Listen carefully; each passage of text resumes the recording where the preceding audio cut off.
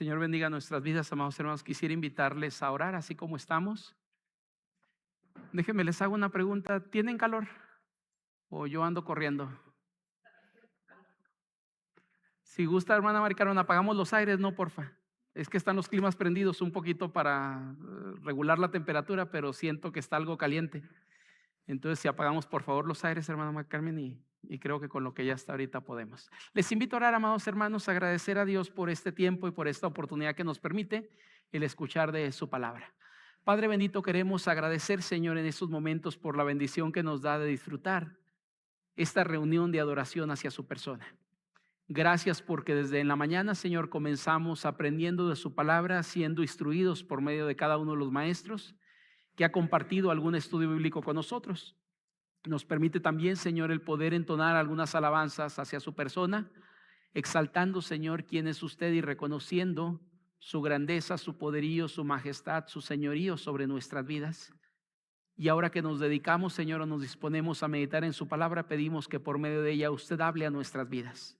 Usted tiene algo para compartir a nosotros y pedimos ser instrumentos receptores de esa verdad suya, Señor, para que pueda interiorizarse en nuestros corazones, en nuestras vidas, y podamos poner en práctica, Señor, aquellas cosas que hoy podamos escuchar en su palabra. Padre, como cada ocasión que me permite compartir su palabra en algún lugar, yo le pido que sean gratos los dichos de mi boca y la meditación de mi corazón delante de usted sea agradable, de tal manera que ésta sirva para edificar a su pueblo aquí presente, Señor. Queremos poner en sus manos pues nuestra vida, y su palabra nos dice que al momento de salir su palabra de su boca no regresa a usted vacía, sino que hace lo que quiere hacer en el corazón de aquel que le escucha, y pedimos que esto sea una realidad de nosotros. Gracias le damos pues, nos ponemos en sus manos y pedimos de su bendición y su dirección en estos momentos en Cristo Jesús. Amén. Pueden tomar su lugar, amados hermanos. Quisiera invitarles a mantener por ahí la palabra de nuestro Dios abierta en el pasaje que hoy estamos reflexionando, meditando, compartiendo, que se encuentra en Primera de Corintios, capítulo número 14, versículos del 20 al versículo número 40. Cuando hablamos de esta porción de la Escritura, es una porción bastante interesante. De hecho, es una continuación de lo que la semana pasada estuvimos hablando, metiendo un poquito en contexto para aquellos que hoy nos acompañan.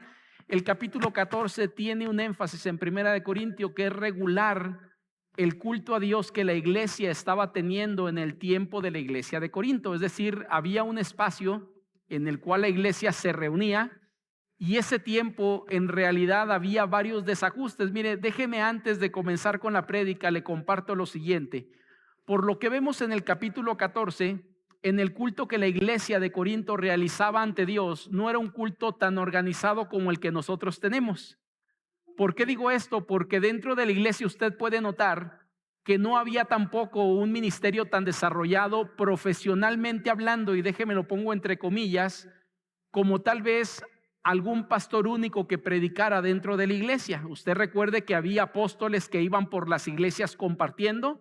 Dentro de ellos hablamos de los 12 apóstoles que había y que estaban compartiendo. Entre ellos había otros apóstoles más que Dios había llamado. Entre uno de ellos sería Pablo, pero había otros más como Éprafas, había otros más que estaban ahí como Bernabé, compartiendo el mensaje. Pero en la iglesia básicamente digo que no había un ministerio regulado en el sentido profesional, porque usted puede notar que en Primera de Corintios 14 mucha gente podía en ese momento pararse y hablar un mensaje a la iglesia dado por Dios en ese instante. Usted recordará, bueno, lo leímos ahorita, que dice que tenía que ser por turno, lo que implica que no había un solo predicador, sino había varios predicadores en la iglesia. Y para que eso pudiera darse, tenía que haber una regulación. En la iglesia de Corinto no se estaba dando, y entonces terminaba como un culto a Dios, pero que la gente estaba percibiendo como un culto de locos, donde algunos hablaban en lenguas, nadie traducía lo que alguien estaba diciendo. Y aún cuando hablamos del ministerio de la profecía, o los profetas o los predicadores que había, algunos de ellos podían pararse y hablar varios a la misma vez, y la iglesia quedaba sin enseñanza, sin entender lo que se estaba compartiendo en ese momento. Por eso digo, lo que Pablo está haciendo en el capítulo 14 es regulando todo aquello que en la iglesia había, pero que no estaba de forma adecuada dentro de la iglesia. Recuerda que la semana pasada toqué una predicación que puse por título Principios que rigen el culto a Dios. Hoy la prédica que quiero compartir con usted, amado hermano, va en el mismo sentido, pero he titulado esta predicación Elementos necesarios en el culto a Dios. Ahora, hablamos de algunos principios básicos. Y yo creo que en esta parte del versículo número 20 al verso 40 lo toqué completo porque no puedo dividirlo en secciones. Hay partes que sí podemos hacerlo, pero aquí me parece que está hablando de algunos elementos necesarios dentro del culto que había, que tenían que ser regulados. Es decir, Pablo llega a poner en orden, no a privar algunas cuestiones, sino a darle una regulación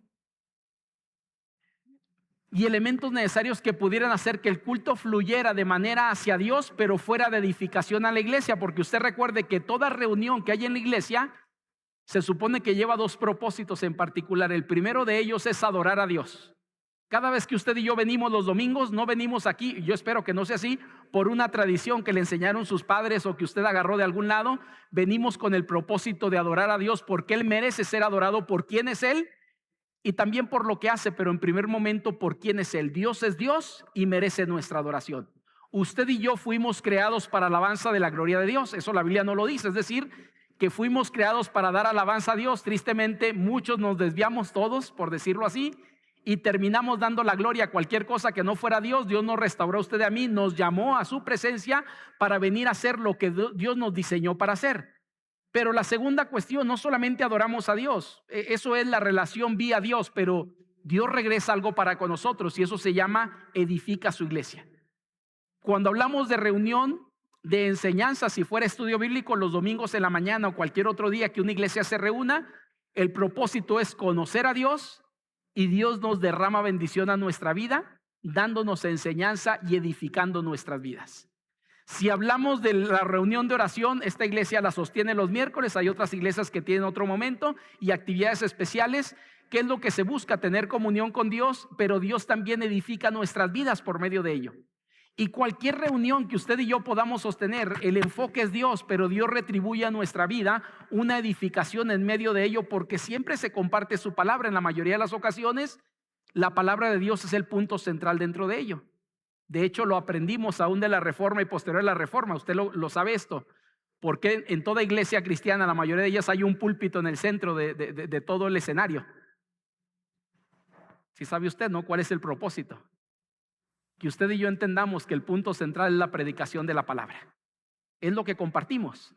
La iglesia de Corinto tenía esto, pero había algunas desviaciones dentro del propio culto que estaba volviéndose algo inentendible para los creyentes y de mal testimonio para cuando alguien llegaba y veía una iglesia que parecía una iglesia de locos, donde uno hablaba una lengua diferente, otro hablaba en otro idioma, otro hablaba en otra lengua, y no había quien dijera lo que ellos estaban diciendo, y a la misma vez alguien se levantaba para profetizar, es decir, una predicación ya en el idioma de ellos, pero a la misma vez se empalmaban tres predicando, y algunos de ellos no dejaban a otros intervenir, sino ellos creían que eran los únicos que podían compartir y los demás no tenían palabra de Dios para el pueblo. Entonces, en medio de todo esto que estoy hablando, se da el capítulo 14, donde Pablo intenta poner en orden lo que había desorden dentro de la iglesia.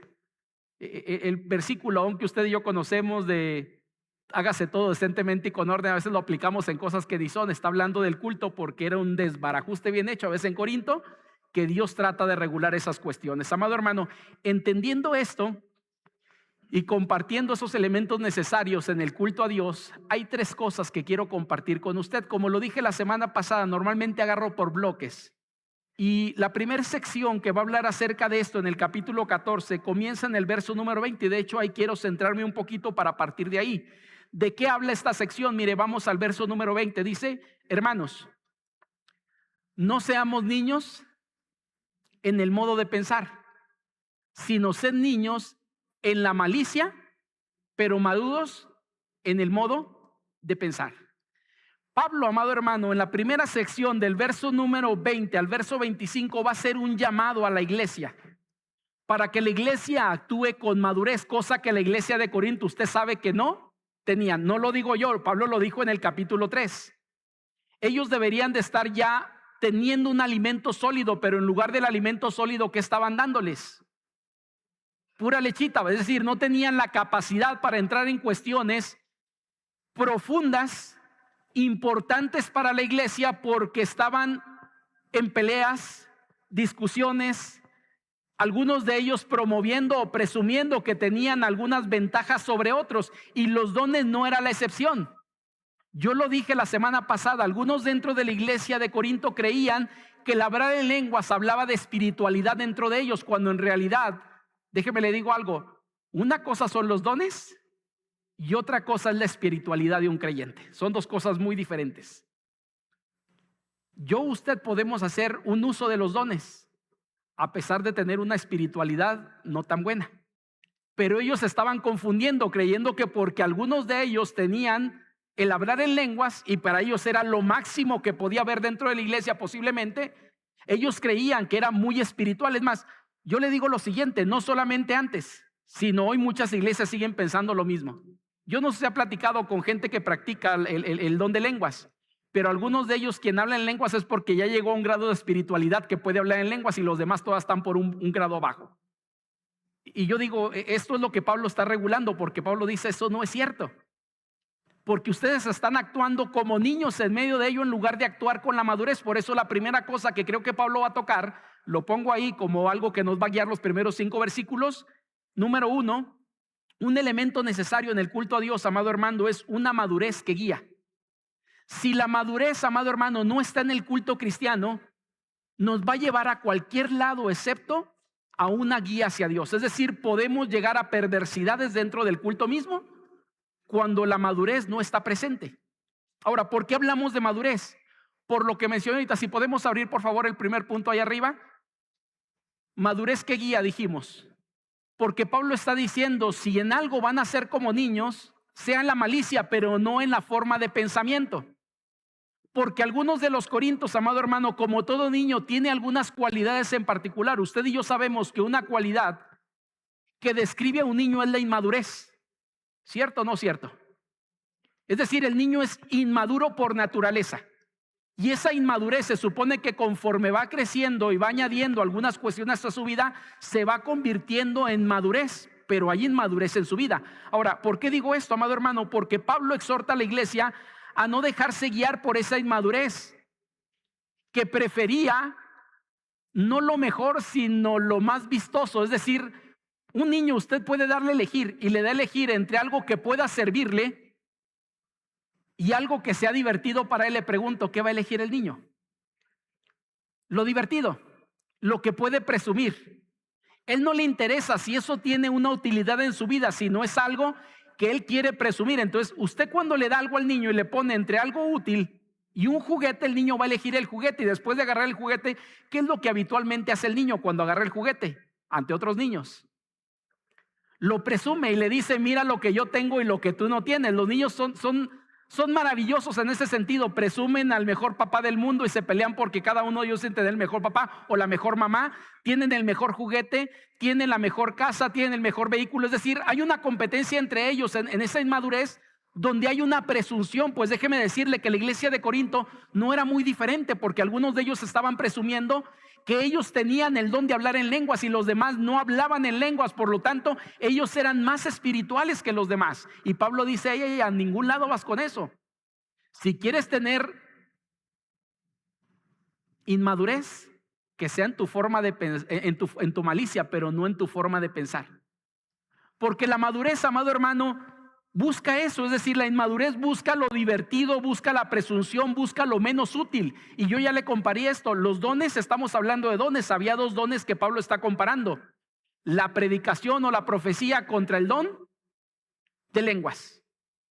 Ambos son dones dados por Dios, pero le pregunto, ¿cuál de los 2 era más útil? La profecía.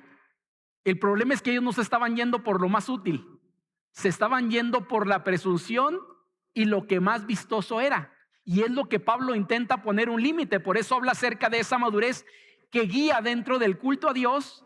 Y es lo mismo que usted y yo tenemos que tener hoy en día. Cuando hablamos del culto a Dios, lo que debe regirnos y guiarnos es la madurez cristiana. Y hay cosas que a lo mejor seremos inmaduros y actuaremos de forma incoherente, no correcta en esa inmadurez.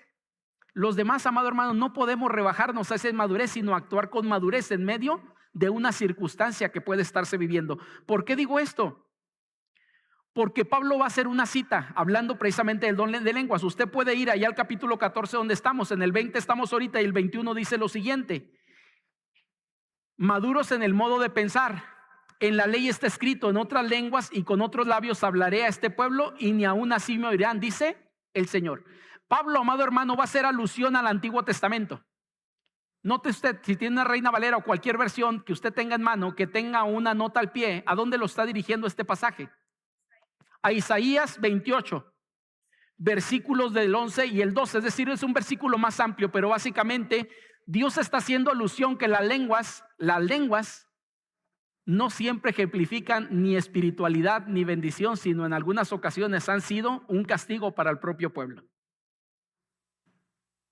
Déjeme le explico por qué. Tal vez usted lo conoce, pero quiero explicar al que no le conoce tal vez esto. ¿Usted recuerda la primera ocasión que la Biblia aparece en las lenguas fueron para bendición o para perdición? Para juicio. Fue un juicio de parte de Dios. Estamos hablando de Génesis capítulo número, ¿alguien recuerda? 11. Si no estoy mal, no lo tengo aquí a la mano, pero según yo es Génesis 11. La Torre de Babel. El pueblo se había empecinado en hacer algo y ellos dijeron que construirían una torre que llegara hasta Dios, y el pueblo estaba afanado en hacer aquello que Dios dijo no lo hagas, pero el pueblo estaba haciendo, intentando tener algo que reconociera ese pueblo. ¿Y recuerda cuál fue el juicio de Dios para ese pueblo? En la Torre de Babel fueron las lenguas, confundió la lengua de todos ellos y fue para mala lengua, no fue para bien. Isaías, que es lo que está hablando por ahí en el capítulo número 28, si usted va al pasaje, lo que Dios dice ahí es que el pueblo, por la dureza del corazón, Dios permitiría que Asiria tomara cautivo al pueblo, y el pueblo ahora escucharía el mensaje en un lenguaje que no era el suyo, como parte del juicio de Dios. Y aún en medio de ese lenguaje el pueblo no se convertiría, porque era un pueblo necio, un pueblo terco, un pueblo empecinado en hacer lo incorrecto, y ni aún así en el juicio de Dios, con una confusión de lenguas, el pueblo se rendiría delante de Dios. De eso está hablando básicamente. ¿Por qué Pablo está trayendo esto a la mesa, amado hermano? Para hacerles notar que básicamente el don de lenguas, aunque era un don, podría ser en algún momento, había sido un juicio para el propio pueblo, porque el pueblo era un pueblo desobediente, un pueblo que había sido difícil de tratar a lo largo del tiempo. La madurez, amado hermano, debe llevarnos a ser bendición para otras personas, no a que la gente se quede boquiabierta. Es decir, la madurez lo que lleva el enfoque es ayudar y ser de bendición, no presunción para decir yo lo soy. Y usted recuerde que en la iglesia de Corinto había este tipo de personas. Había gente que se las daba de muy espirituales. ¿Recuerda el grupo de Cristo? Ellos decían, nosotros no somos parte de esa división, somos de Cristo. Y estaban creando un grupo. Aparte de ello, de todas maneras, como parte de esos subgrupos dentro de la iglesia o las divisiones dentro de la iglesia. En el verso 21 dice, pues, en la ley escrito está, en otras lenguas y con otros labios hablaré a este pueblo, y ni aún así me oirán, dice el Señor. Así que las lenguas, versículo 22, son por señal, no a los creyentes, sino a quienes, a los incrédulos, pero la profecía no a los incrédulos, sino a los creyentes. Es decir, está haciendo alusión a la madurez. Ojo con esto, si quieres ser maduro, practica los dones que sean de edificación para tu vida, no aquellas cosas que te dejen sin entendimiento. Por eso digo, cuando hablamos en la iglesia, lo que edifica en la iglesia se llama inmadurez. Lo que es inmadurez, lo único que causará serán problemas. Y tristemente, amado hermano, en las iglesias hay gente madura y hay gente inmadura. Así como hay trigo y cizaña, la gente que es trigo, podemos encontrar creyentes con madurez y creyentes sin madurez. Un creyente, amado hermano, que en algún momento por alguna situación alguien no le saluda y ya se incomodó, ya se va porque alguien no le saludó como él quería. Inmadurez. Y eso genera problemas. Alguien que convierte una palabra o una frase que alguien dijo en un chisme o en algo más, inmadurez, y crea problemas. Y Pablo lo que dice ahí, ojo con esto, él dice en el verso 22, que el don de lenguas, el enfoque era para los no creyentes como algo, básicamente que era como una señal donde ellos podían ver el poder de Dios.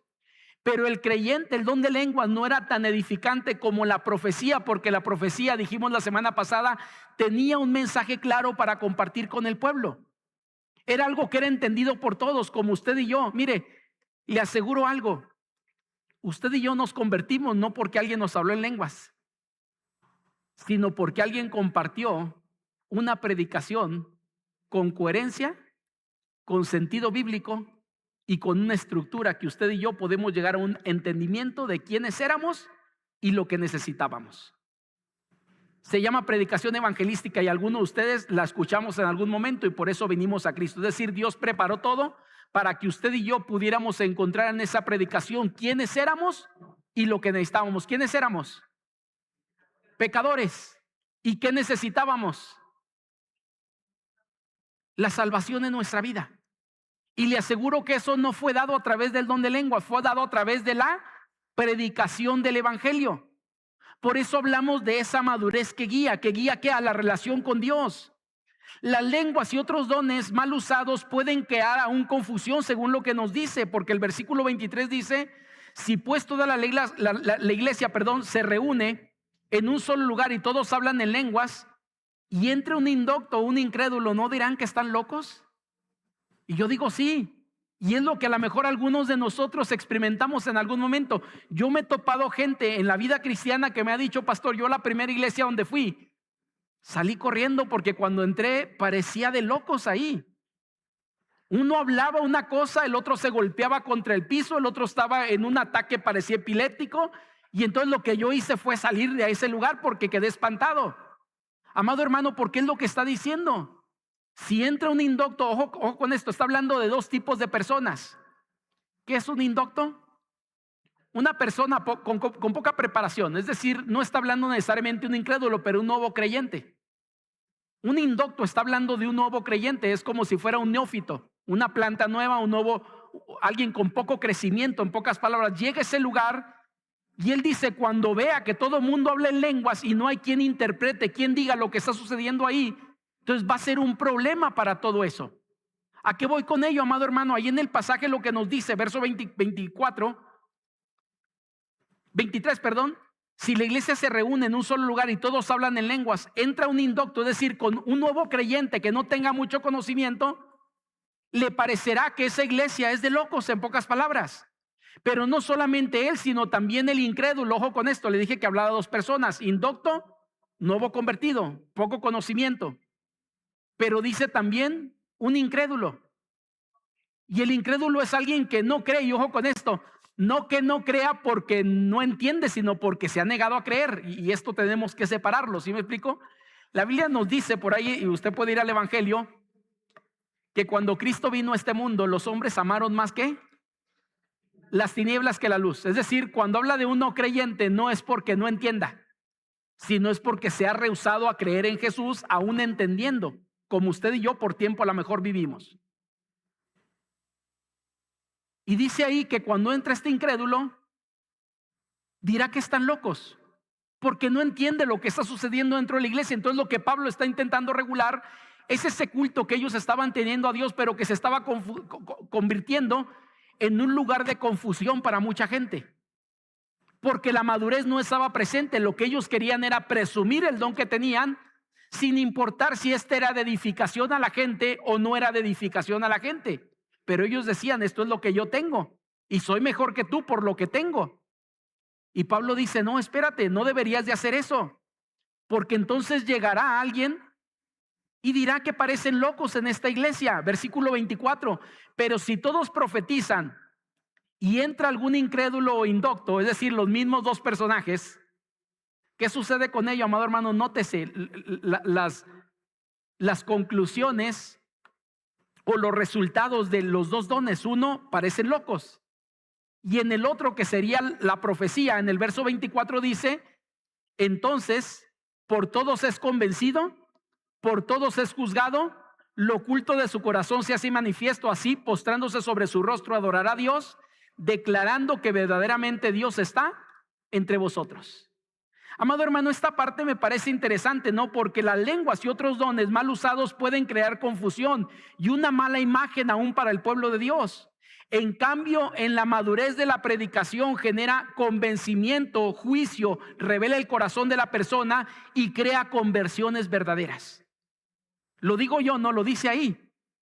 Que cuando existe la profecía, es decir, la predicación de la palabra, entra un indocto, entra un incrédulo, ¿qué va a suceder con ellos?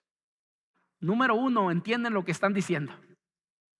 Mire, yo no sé cuál haya sido su experiencia en la primera ocasión que usted visitó una iglesia, pero si esa iglesia predicó el evangelio, ¿usted entendió cosas? Aún sin ser creyente, entendió algunas cosas que eran necesarias para su vida, porque Dios empezó a trabajar en su corazón para una conversión. El Espíritu Santo empezó a tocar su corazón. El pasaje nos dice ahí en el verso 24, cuando entra el indocto y existe la profecía o alguien está profetizando, por todos es que convencido. Recuerda lo que hace el Espíritu Santo en la vida de una persona. ¿Le convence de qué? Pecado, justicia y juicio.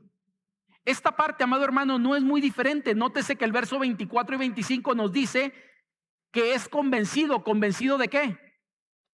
De que es un pecador, de que él está fuera de la voluntad de Dios, porque la predicación es muy clara. Si usted algún día, y seguramente lo ha hecho, ha escuchado predicaciones del evangelio, ¿qué es lo que predica el evangelio? En primera instancia, que el hombre es un pecador, por naturaleza es pecador.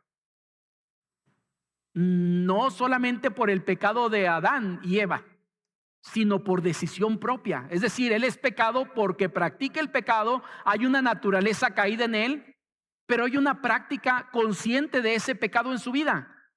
Y él necesita ser convencido de que es un pecador que necesita a Dios, y por eso la Escritura nos dice ahí, es convencido por todos, pero también por todos es juzgado, juicio, es decir, que él merece el infierno, él merece una no relación con Dios por causa de ese pecado, no se puede acercar a Dios por causa de lo que está viviendo, es decir, es rechazado por Dios por causa de su pecado. Y la persona entiende esto en la predicación de la palabra. Y luego nos dice ahí mismo, ¿su corazón qué? Hace manifiesto todo lo que hay en él.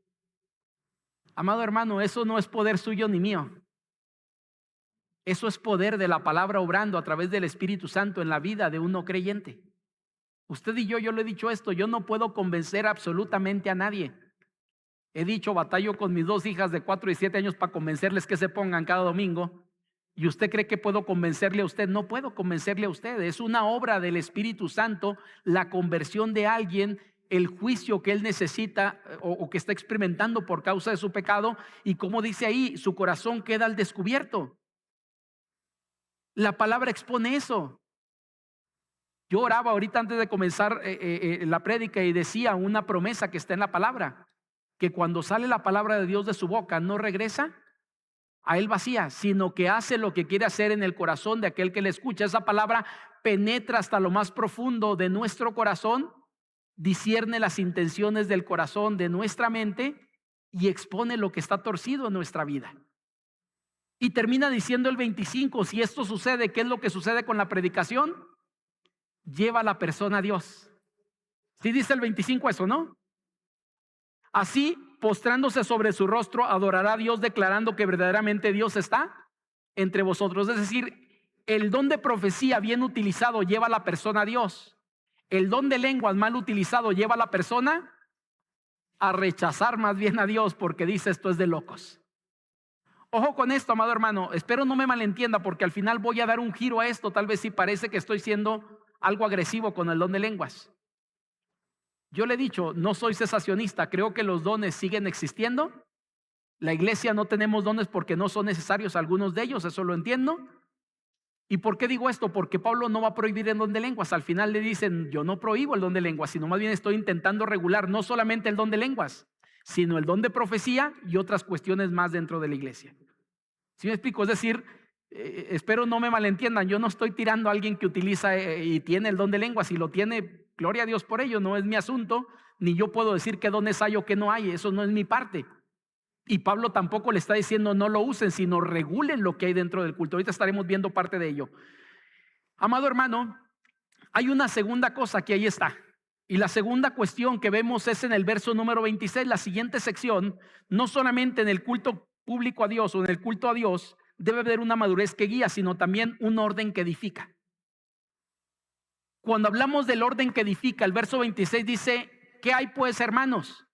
Cuando reunís, cada uno de vosotros tiene salmo, tiene doctrina, tiene lengua, tiene revelación, tiene interpretación. Hágase todo, ¿qué? Para edificación. Esta parte a mí me fascina, amados hermanos, porque una parte esencial aquí es lo siguiente. Pablo va a poner orden a lo que está en desorden. Mire, hay una parte del capítulo número 14. Yo creo que esta parte es una de las más complicadas dentro de la Biblia. Porque usted ya lo leyó, ¿no? Pablo va a empezar a callar a gente, pero tal vez nos enfocamos a callar a un segmento en particular, y es el que más nos preocupa. Sí sabe de qué estoy hablando, ¿no? Cuando Pablo dice calle, ¿qué?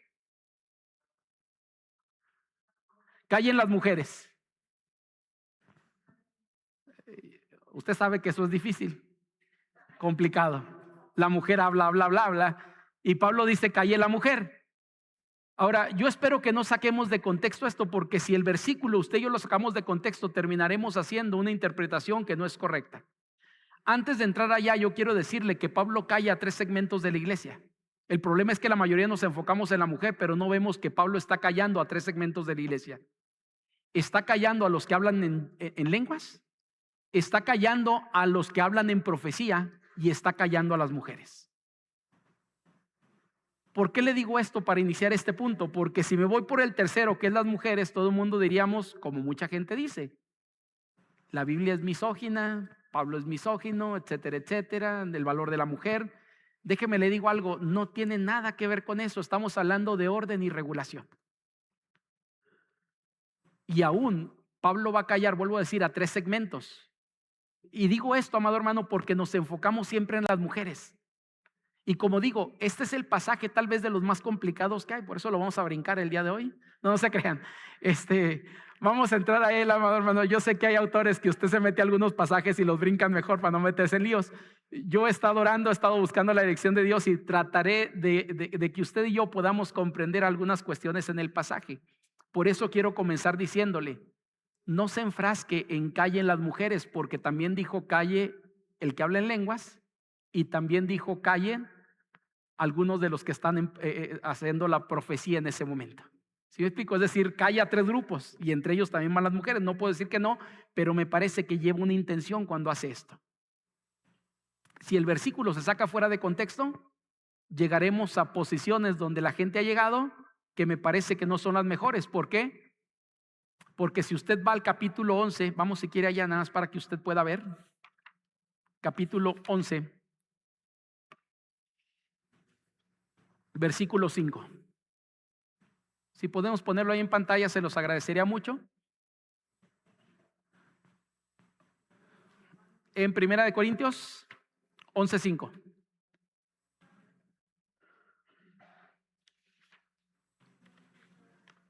Si nota lo que dice ahí, estamos 1 Corintios 11:5. Pero toda mujer que ora o profetiza con la cabeza descubierta afrenta su cabeza. Nótese esto, amado hermano, en la iglesia de Corinto había mujeres que estaban profetizando y Pablo no impide que la mujer profetice. ¿Qué es profetizar? Predicación. Pablo, usted no va a notar en el capítulo 11 que Pablo lo prohíba, porque el don de la predicación es un don que él puede dar y él dice que el Espíritu Santo reparte como quiere. No confunda la predicación con el pastorado, son 2 cosas muy diferentes. También esto tengo que aclararle. La iglesia, por lo menos esta iglesia y la mayoría de la iglesia bautista en general, no estamos de acuerdo en el ministerio pastoral de mujer. Pero usted va a encontrar en México que sí, muchas iglesias hay mujeres que predican, que son conferencistas, etcétera, etcétera. Pero pastorado mujer no, porque no hay forma de cómo ubicarlo en la Biblia, porque atropella varios principios que hay desde el Antiguo y Nuevo Testamento. Pero no voy a eso, lo que iba a decirle es, usted notará aquí, que había mujeres en la iglesia de Corinto que estaban profetizando.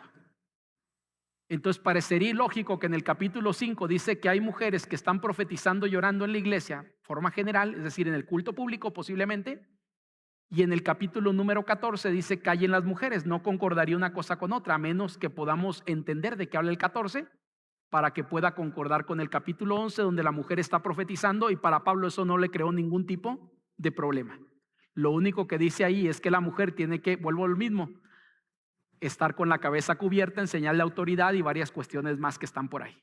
¿Sí me explico? Regresamos al 14 donde estamos. Esto, si usted quiere saber de esto, ahí está la prédica. Usted puede buscarla en internet. Ya no recuerdo hace cuándo la di, pero debe estar hace como unos 4 meses tal vez atrás, 3 meses atrás, debe estar por ahí esa prédica y usted puede escucharla. En el verso número que estamos, que es 26, amado hermano, el Dios en el cual creemos es un Dios que produce orden en el caos. Y esto usted y yo lo sabemos. Y lo vemos así desde la creación misma. Usted va a Génesis capítulo 1 y encontrará que en el principio creó Dios los cielos y la tierra estaba desordenada y vacía. ¿Y qué es lo que Dios hace? Dar orden. Y usted va a encontrar un Dios de orden desde el Antiguo Testamento. A mí me fascina la creación. Soy administrador por profesión o por carrera y me encanta ver la creación misma porque hay una administración y un orden dentro de ella. Si usted puede ver, Dios va creando cada cosa dándole un orden a todo lo que está haciendo. Y ese es el Dios en el cual usted y yo creemos. Al Dios que adoramos es un Dios que en su naturaleza produce orden. Y por eso era necesario que en este culto de la iglesia de Corinto, que había un desorden, crear un orden dentro de ello para establecer algo de edificación y bendición, como dice ahí. ¿Qué buscaba? Que se hiciera todo para edificación de la iglesia. Y lo que estaba sucediendo ahí era todo menos edificación para la iglesia, era confusión, no edificación. Y aquí lo que encontramos, amado hermano, es que es necesario hacer notar que Pablo pues calla 3 segmentos que ahorita estaremos viendo. En todo culto donde se exalta a Dios, él responde con edificación. Y es por eso, amado hermano, que Pablo dice que en todo culto que tenía la iglesia de Corinto había quien tenía ¿qué? Salmos. Es decir, usted sabe que los salmos no eran lecturas, sino eran más bien cantos. Lo que está hablando era que dentro de esos salmos había adoración a Dios, básicamente. En un culto de adoración a Dios había esa adoración por medio del canto, porque los salmos todos son cantados. Yo sé que usted le conocemos como literatura poética, pero en realidad los salmos son cantos. De hecho, la salmodia del Antiguo Testamento tenía que ver con eso, cantos que la iglesia tenía para algunas ocasiones especiales. Yo le he compartido esto. Si usted va a los salmos del 120 al 130 y tantos, estamos hablando de salmos graduales que la gente utilizaba cuando iba hacia el templo en las caminatas o en las escalinatas del templo, cuando iba hacia la adoración o cuando bajaba de esa adoración. Iba entonando estos salmos, como el Salmo 121, alzaré mis ojos a los montes, ¿de dónde vendrá mi socorro viene de Jehová que hizo los cielos y la tierra, etcétera, etcétera, que usted conoce bien.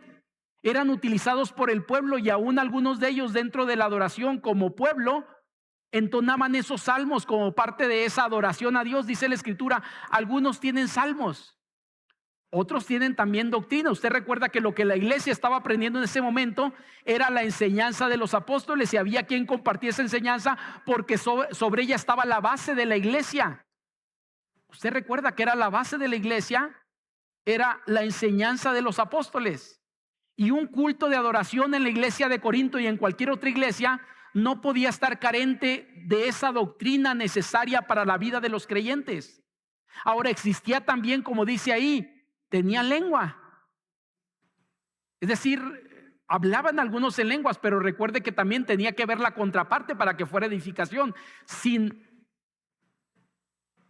la traducción de eso o la interpretación de la lengua, la iglesia quedaba básicamente en un hueco espiritual porque no entendía absolutamente nada. Quien hablaba en lenguas terminaba edificado, pero no edificaba a la iglesia. Tiene revelación, tiene interpretación y dice, todo esto hay dentro de la iglesia, pero hágase todo para edificación.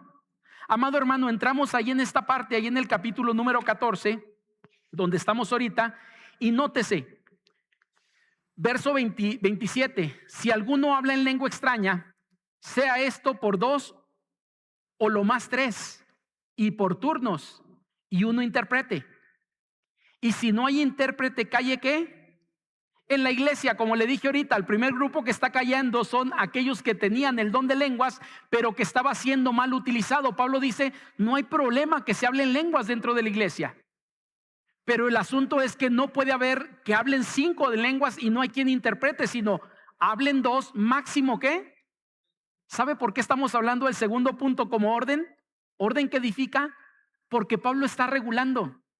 Y no sé cómo le llame usted a esto, pero Pablo dice 2 y máximo 3. ¿Cómo se llama eso, amado hermano? Orden, regulación. En el verso número 27, que es donde estamos, dice: esto sea por 2 o a lo más 3. Y no solamente eso, sino que sea por turnos. De tal manera que alguien habla en lengua extraña y tiene que haber alguien entonces que interprete después de que éste habla. No que hable uno, que hable el otro, que hable el otro y lo interprete a los tres. No, habla uno y entre el intérprete. ¿Para qué? Para decir lo que éste está hablando. Porque lo que se busca es la edificación de la iglesia. Y dice entonces, va el segundo y aparece el intérprete otra vez. ¿Qué fue lo que dijo el segundo? Para que la iglesia pueda recibir edificación y crecimiento. Habla el tercero y aparece el intérprete. Y él dice, pero si no hay intérprete, ¿qué sucede? Palabra fuerte, amado hermano, cállese. Váyase a su casa y háblelo en lo particular. Pablo ya dijo, yo hablo más lenguas que todos. Y yo creo que cuando Pablo dice esto, toda la iglesia se asombra, porque dice Pablo, nunca te hemos escuchado hablar en lenguas. Pues con justa razón, Pablo dice, yo lo hablo en mi casa, no tengo por qué venir aquí a confundir a la gente cuando no hay un intérprete de lenguas o alguien que interprete esas lenguas. Verso 27 pues nos dice, y uno interprete. Si no hay intérprete, calle en la iglesia y hable para sí mismo y para Dios. Nótese, primer segmento, está poniendo en orden a los que hablaban en lenguas. Pero luego viene, amado hermano,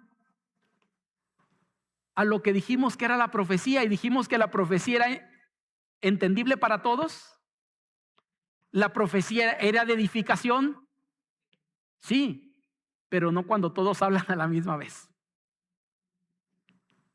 Yo no sé si usted ha ido a un lugar donde no solamente alguien predica, sino quien ora y cada quien está orando lo que quiere orar. Se vuelve difícil seguir la oración porque cada quien está orando por lo que quiere. Pues imagínese eso, pero escuchando una prédica, 3 predicadores a la vez hablando. Y la pregunta es, ¿a quién le hago caso? ¿No? ¿Dónde concentro mi atención dentro de ellos? Por eso Pablo regula también el don de profecía en esta porción de la escritura. Nótese el verso número 25. Asimismo, entra el segundo grupo, segunda regulación ahí, segundo orden que está dando. Asimismo, los profetas hablen 2 o 3. ¿Y qué tienen que hacer los demás? Juzguen. Amado hermano, esta parte es esencial y es lo que usted debería de hacer cada ocasión que escuche una prédica. Juzgue lo que está escuchando. No importa si el predicador soy yo o el predicador es otro predicador. Usted juzgue lo que el predicador está hablando y está diciendo. Sabe que muchas iglesias hemos perdido y pasado por alto esto y nos comemos todo lo que alguien dice sin juzgar si realmente lo que está diciendo es bíblico, es correcto, tiene doctrina correcta o no. Y nos comemos todo. Mire, no hay mayor ni mejor acercamiento que usted y yo podamos tener más que con un predicador, con la palabra misma. Pero Dios ha puesto predicadores para que usted y yo podamos ser edificados. Pero los predicadores, ninguno somos infalibles. Podemos tener errores. Podemos sacar de contexto algún pasaje. Podemos dar una enseñanza que no es correcta. Y por eso es necesario que usted pueda vertir todo y pasarlo a través de un filtro que se llama examinarlo todo y retener lo que es bueno y lo que no es bueno desecharlo. Porque si no, entonces usted y yo nos comemos todo lo que dicen los predicadores. Y mire, yo puedo decirle que en algún momento he escuchado gente decir, no, como dice tal predicador. Y siempre andamos citando predicadores. Citemos Biblia, amado hermano, como dice la Biblia, no el predicador. Porque lo importante no es lo que el predicador diga, sino lo que la Biblia dice. Si el predicador dice lo que dice la Biblia, qué bueno. Pero recuerde que no es un pensamiento del predicador, es un pensamiento que se encuentra emanado en la Biblia. Yo le he dicho esto en algún momento y le he compartido lo siguiente, que es difícil que usted y yo nos equivoquemos cuando la base es la Biblia, pero cuando nuestra base es lo que dice el predicador, podemos llegar a estar errados en muchas cuestiones. Hay gente que me pregunta, pastor, ¿y usted qué corriente teológica tiene? Mire, conozco las corrientes teológicas, pero no me identifico con ninguna de ellas, prefiero ser bíblico. Porque todo lo que un predicador y un buen teólogo ha sacado, le pregunto de dónde lo sacó, si no es de la Biblia.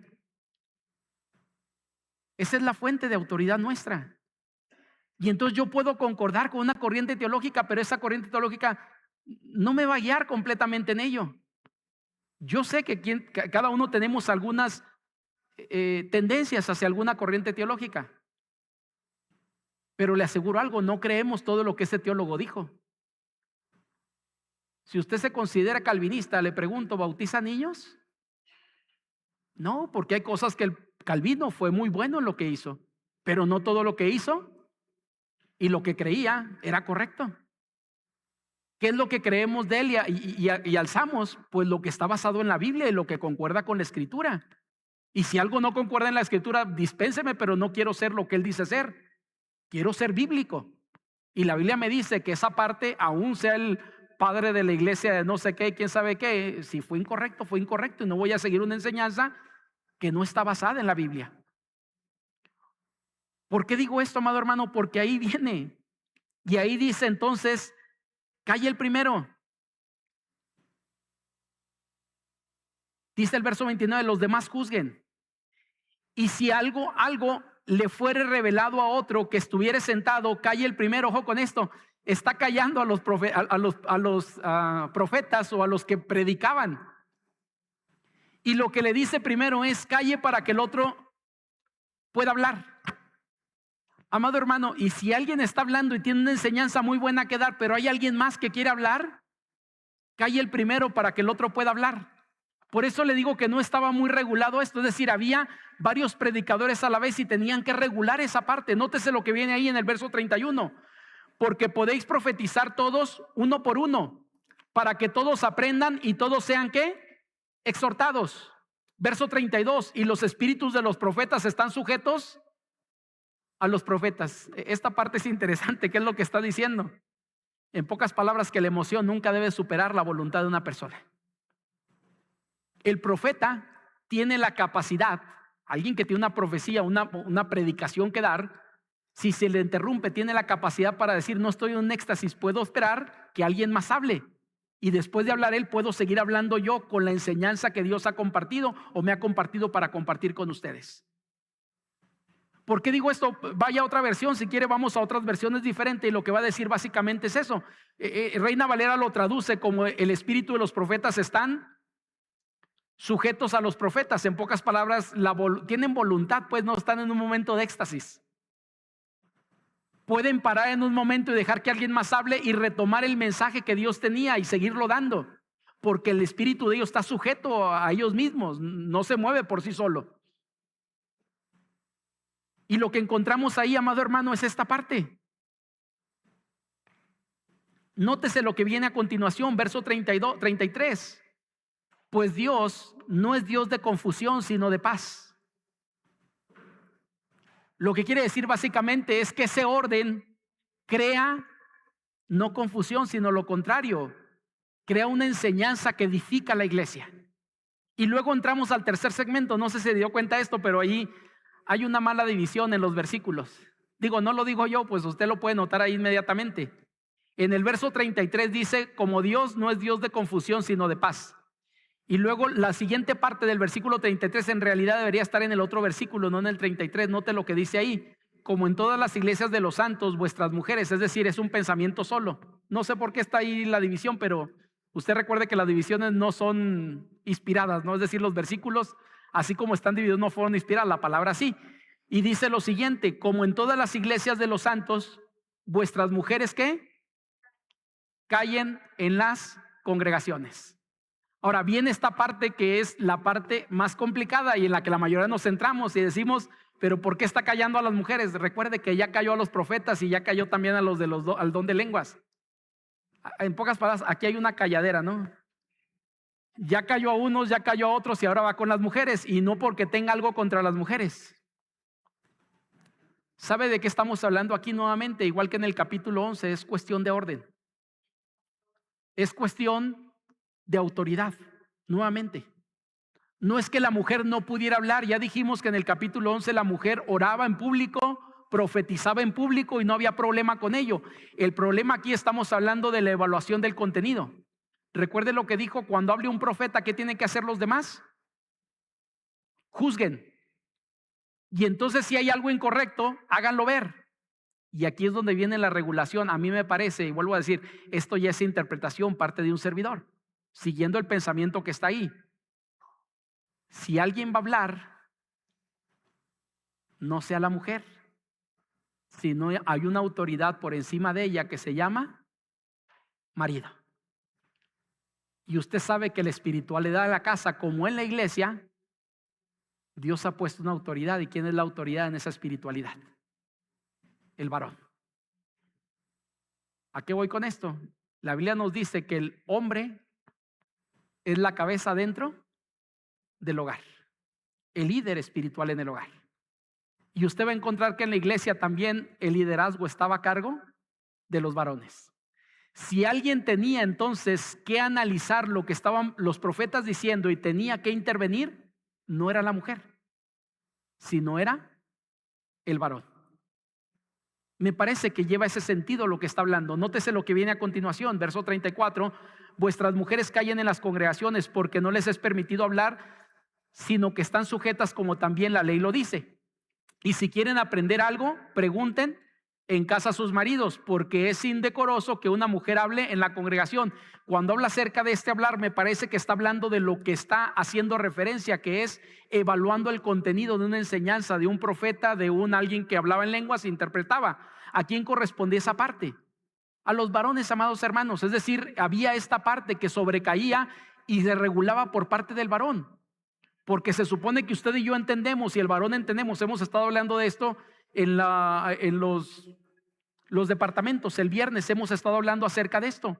La responsabilidad que como varones tenemos para educar a la familia, para guiar a la familia. Y por ahí hay una frase, no la recuerdo ahorita, pero a lo mejor usted sí. Los varones que son varones, el varón no se agacha, sino está ahí con la cabeza levantada para hacer lo que tiene que hacer en casa. Y una de las cuestiones que tiene que hacer, amado hermano, si alguien debería saber de Biblia, de doctrina y de todo en la casa, ¿sabe quién debería de ser? El varón. No digo que no la mujer. Es más, nótese aquí, aún Pablo no está en contra de que la mujer aprenda. Pablo dice ahí en el versículo 35: y si quieren aprender algo, pregunten en casa marido, porque es indecoroso. Ahora, Pablo no está en contra que la mujer aprenda, pero el mejor lugar de aprendizaje no era en la iglesia en preguntas, sino más bien era en casa, guiada por el varón, guiada por la cabeza del hogar, guiado por el que debería de saber cuestiones espirituales y debería de saber más que en casa que cualquier otro. Yo sé que hoy en día muchos de los varones tal vez no hemos adquirido este compromiso y preferimos que alguien más lo haga. Por eso decimos, no agachamos la cabeza. No deberíamos de agacharla en ese sentido. No hablamos de pleito, no hablamos, sino de quien debería saber de Biblia. ¿Sabe quién es? El varón. No porque la mujer no debe saber, no dice, quiere aprender, que aprenda. Amado hermano, esto cambia el concepto que había. No sé si usted sabía, pero en la antigüedad, tanto el pensamiento judío como el pensamiento griego y el pensamiento antiguo, la mujer no tenía mucho valor. De hecho, no debería ni siquiera de aprender. Pablo no está abogando porque la mujer no aprenda, sino que aprenda. Pero quien debería de enseñarle en primera instancia es su marido. Quien debería de solventar todas las dudas es su marido. Yo digo, si el marido no puede hacerlo, amado hermano, pues tenemos un grave problema, porque el marido no está asumiendo el papel que Dios le ha dado. Yo sé que, hermanos, que se preguntan al pastor, puedo contestar, pero no es mi asunto. A menos que fuera mi esposa, pues sí es mi asunto directo. Pero en lo otro el varón debería estar preparado para ello. ¿Por qué digo esto? Por como lo dije ahorita, había el pensamiento de algunos de ellos. Por ejemplo, amado hermano, en el tiempo de Pablo había algunos pensamientos. Mire, déjeme le cito algunos de ellos que encontré para que usted pueda ver de alguna manera el pensamiento que había en esa época sobre la mujer. Sófocles había dicho que el silencio confiere gracia a las mujeres. ¿Por qué? Porque no le gustaba que las mujeres hablaran. Y entonces él dijo que el silencio confiere gracia a las mujeres. Cuando hablamos de los judíos, amado hermano, entre los judíos habían dichos rabínicos. Y uno de estos dichos decía, en cuanto a enseñarles la ley a una mujer, es lo mismo que enseñarles para la impiedad. Ojo con esto, rabinos judíos. No la Biblia, rabinos judíos. Otros judíos más decían lo siguiente, que el enseñar la ley a una mujer era como echarle perlas a los cerdos. Este es el pensamiento que había en aquella época en la sociedad, es decir, griega, judía, y puedo citarle otros más, ¿no? El propio Talmud básicamente decía que la viuda charlatana y preguntona, la doncella que se pasa el tiempo rezando, estaba prohibido que ellas hablaran dentro de los públicos y era mejor ni siquiera saludar a este tipo de mujeres. Ahora, nótese, Pablo no está abogando por esto, Pablo está abogando por el aprendizaje de la mujer y él dice nada más que hay un camino y en ese orden, el primero en enseñar debería de ser el propio marido. Por eso habla acerca de callar, no porque la esté callando, sino está regulando. Usted recuerde que en el tiempo de Pablo había, estamos hablando Corinto, amado hermano, donde había el principal centro ceremonial de prostitución y de adoración a la diosa Artemisa o diosa Diana, con un templo donde había más de 1000 sacerdotisas que eran prostitutas todas ellas y que algunas de ellas se habían venido a convertir al cristianismo y algunas de ellas querían tener una prominencia dentro de la iglesia en cuestión de pensamiento, de decir, de hablar, de tomar el sartén por el mango. Y es por eso que Pablo dice, no, aprende, pero aprende en casa. Hay un marido que puede enseñarte.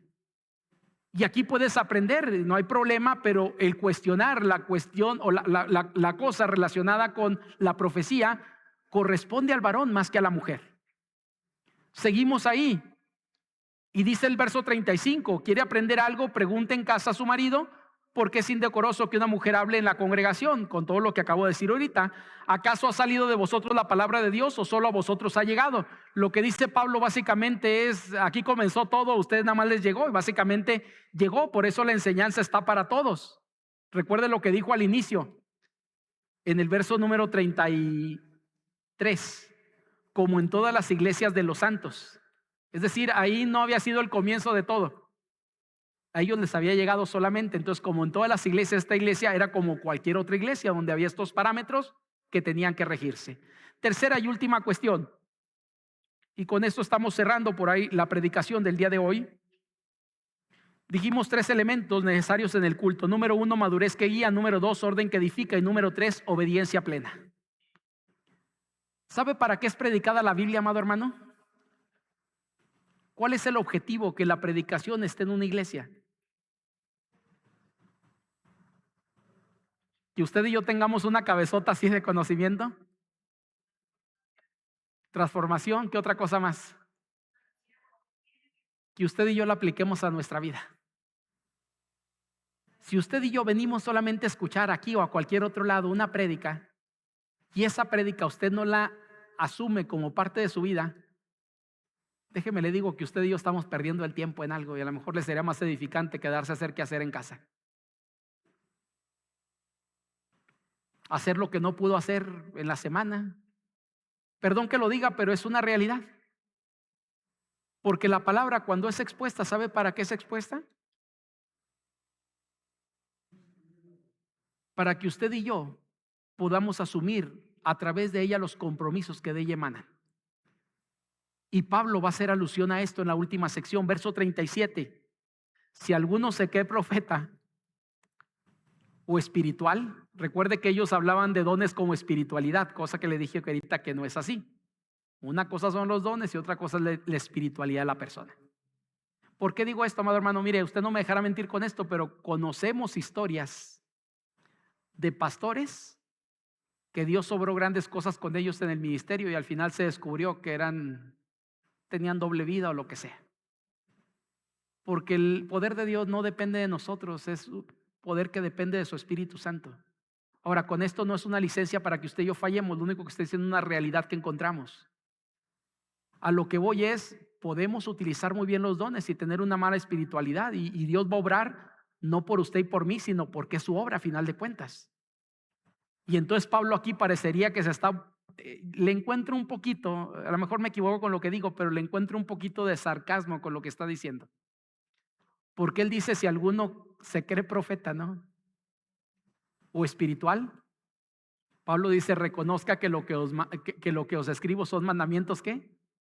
Del Señor. Ahora, esta parte, Pablo en la carta ha dicho que hay mandamientos de Dios y otras exhortaciones de él, pero él es guiado por Dios. Entonces todo lo que está diciendo básicamente se asume como si fuera de Dios. ¿Recuerdan el capítulo 7?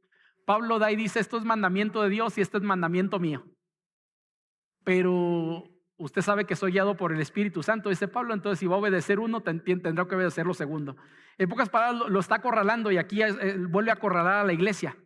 Cuando él dice, se cree alguien espiritual o que tiene un don importante, pues reconozca que lo que yo estoy diciendo es mandamiento del Señor. Es decir, no estoy hablando por mi cuenta, sino el Señor está hablando a través de mí. ¿Qué está hablando Pablo, amado hermano, con esto? Cuando dice, reconozca que lo que os escribo son mandamientos del Señor, pues básicamente lo que él está diciendo es que si alguno en Corinto se sabe dirigido por Dios, debe llegar a las conclusiones que Pablo en los principios expuestos está llegando. No pueden pensar diferente a él, en pocas palabras. ¿Y de qué trata esto entonces? Obediencia. Pablo lo que dice es, necesitamos regular el culto, y para la regulación del culto hay que entonces hacer lo que estoy diciendo, dice Pablo, porque tienes dos opciones: o haces esto o haces lo contrario. Pero si haces lo contrario, no estás obedeciendo al mandato que viene de Dios, aunque es mi mandato. Recuerda que yo estoy hablando por medio de Dios. ¿Sí me explico con lo que estoy diciendo? Es decir, no le están dando opción. Aún atender, amado hermano, no es todo, pues debe haber una sumisión de voluntad a lo que Dios está demandando en la vida de cada uno de ellos. El creyente, después de entender lo que Dios quiere, aún tiene dos opciones, y solo la obediencia es válida. Ojo con esto. El creyente, después de escuchar y entender lo que Dios quiere, tiene dos opciones: obedecer o desobedecer, y la obediencia es la única válida. ¿Por qué digo esto? Mire el verso que sigue ahí, en el verso número 28. Mas el que ignora, ¿qué? Ignore. Lo que dice en poca, el que quiere ser rebelde, sea rebelde. El que no quiere obedecer, no obedezca. El que no quiera seguir los lineamientos para el culto público, donde puede ayudar para edificar a la iglesia, no los obedezca y haga lo que quiera, nada más que está equivocado. Esta es una frase parecida a la que el Señor Jesús decía en los evangelios. ¿Usted recuerda la frase del Señor Jesucristo? ¿Sí? ¿Alguien recuerda en los evangelios? El que tenga oídos para oír, oiga. Lo que decía básicamente es este mismo dicho que está poniendo Pablo, pero en un tiempo posterior. El que ignora, ignora, o el que ignora más bien ignora. En pocas palabras, sigue ignorando, pero no es lo correcto, porque tiene que obedecer lo que yo estoy diciendo. ¿Y qué es lo que Pablo está diciendo en el capítulo 14? La regulación dentro del culto, para que éste pueda ser de edificación a la iglesia. Pablo no está prohibiendo, amado hermano, como lo dije. Aquí le dije que iba a dar el giro, porque tal vez al inicio de la prédica parecería que yo estaba diciendo que el don de lenguas e interpretación eran dones malos. No estoy hablando de eso. Pablo tampoco habla de eso. Nótese el último versículo, que es el verso número 39. Así que, hermanos, procurad profetizar y no impidáis, ¿qué? El hablar en lenguas, pero hágase todo decentemente y con orden. Esta parte a mí me fascina, porque yo no soy quien para decir qué o no, o qué no puede hacer una persona en un don que Dios le ha dado. Pero sí soy quien, como parte de una autoridad en la iglesia, para tratar de regular que esto sea de bendición para la iglesia. ¿Sí me explico con ello? Es decir, yo no puedo decirle tú no hagas o tú haz o tú no hagas aquello, porque no es parte de una cosa que yo estoy teniendo como una autoridad, pero sí que lo que se haga puede edificar a la iglesia.